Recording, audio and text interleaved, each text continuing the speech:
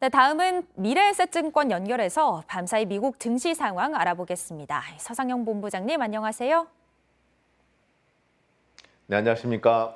네, 미 증시가 장중 한때 상승 전환하기도 했지만 장 마감을 앞두고 다시 기술주 중심으로 하락을 하면서 오르락 내리락하는 모습을 좀 보였습니다. 네, 전반적으로 미증시는 중국의 소매 판매 등 실물 경제 지표가 예상을 하회한 결과를 내놓자 경기 침체 우려가 부각되면서 하락 출발을 했었습니다. 더 나아가서 암호화폐 시장의 변동성이 높아지자 나스닥 중심으로 매물이 출현되기도 했었고요.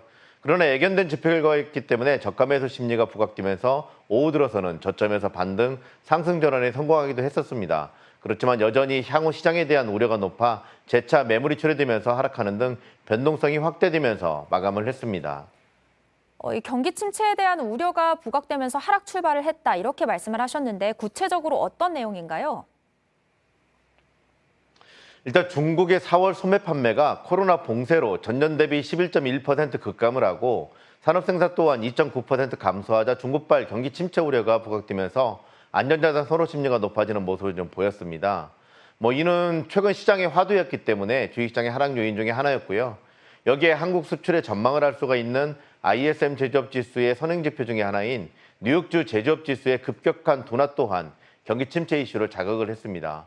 그렇지만 중국 정부의 적극적인 부양 정책에 대한 기대 또한 높아진 점도 주목할 필요가 있는데요.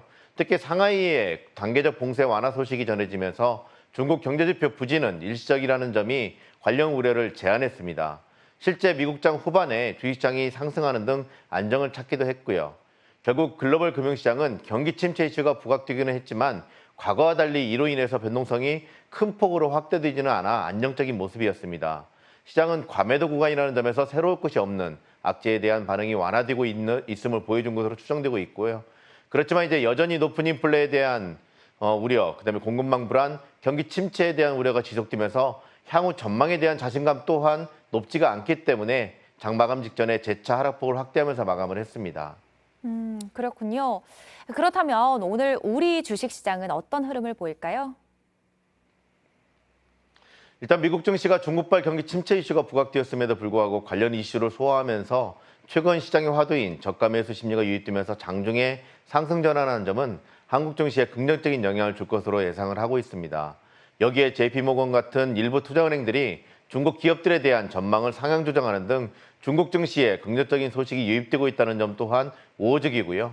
물론 이제 여전히 투자 심리가 뚜렷하게 개선되지 못하고 있어서 변동성이 확대되고는 있지만 이러한 긍정적인 요인이 결국은 한국 증시에 우호적인 영향을 주면서 견고한 모습을 좀 보이게 만들 것으로 전망을 하고 있습니다.